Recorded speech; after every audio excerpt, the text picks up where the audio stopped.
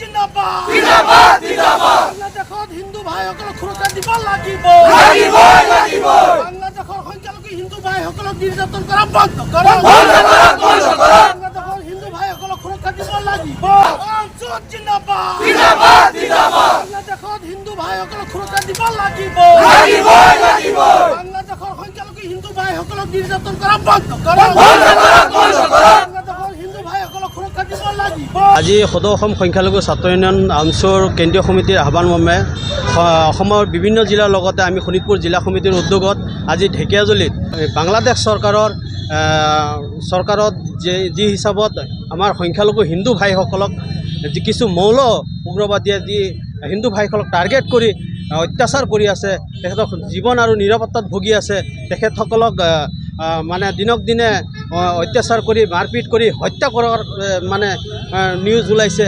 আমি ভাৰত চৰকাৰক আমি দাবী জনাইছোঁ। আমি আমচুৰ ফালৰ পৰা আজি বাংলাদেশ চৰকাৰত যি ডক্টৰ মহম্মদ ইউনুছৰ প্ৰতিমূৰ্তি দাহ কৰি আজি সকীয়াই দিছোঁ যে আমাৰ বাংলাদেশ চৰকাৰৰ যি হিন্দু ভাইসকলক যি অত্যাচাৰ অতি শীঘ্ৰে বন্ধ কৰিব লাগে, এই হিন্দু ভাইসকলৰ জীৱন আৰু নিৰাপত্তা নিশ্চিত কৰিব লাগে। হিন্দু ভাইসকলক তাতে যি হিচাপে সন্মান সহকাৰে জীয়াই থকাৰ অধিকাৰ সুনিশ্চিত কৰিব লাগে। আৰু কিছু আমি দেখা পাই আছোঁ তাতে বাংলাদেশৰ কিছু ৰাজনৈতিক নেতাবোৰে আমাৰ নৰ্থ ইষ্টৰ কিছু তেনেকুৱা বিতৰ্কিত মন্তব্য কৰি ভাগ কৰাৰ চেষ্টা কৰি আছে। আমি ভাৰত চৰকাৰক অনুৰোধ জনাইছোঁ, এই বাংলাদেশ চৰকাৰৰ যি ৰাজনৈতিক নেতাবোৰে তেনেকুৱা মন্তব্যক খণ্ডন কৰি তেখেতক বিহিত ব্যৱস্থা কৰাৰ কাৰণে আমি দাবী জনাইছোঁ। এই ভাৰত চৰকাৰে বাংলাদেশ চৰকাৰৰ বিৰুদ্ধে কঠোৰ হাতেৰে দমন কৰাৰ আমি ভাৰত চৰকাৰক সহযোগ কৰিম।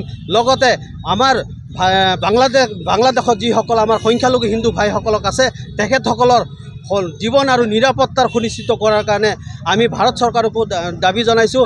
আমাৰ হিন্দু ভাইসকলক কোনো প্ৰকাৰে যেন কোনো শাস্তি হ'ব নোৱাৰে, কোনো ধৰণৰ অসুবিধা নহয়, সেই সংকল্প লৈ ভাৰত চৰকাৰেও যেন বাংলাদেশ চৰকাৰক কঠোৰভাৱে পদক্ষেপ লয়, তাৰ বাবে আমি আহ্বান জনাইছোঁ।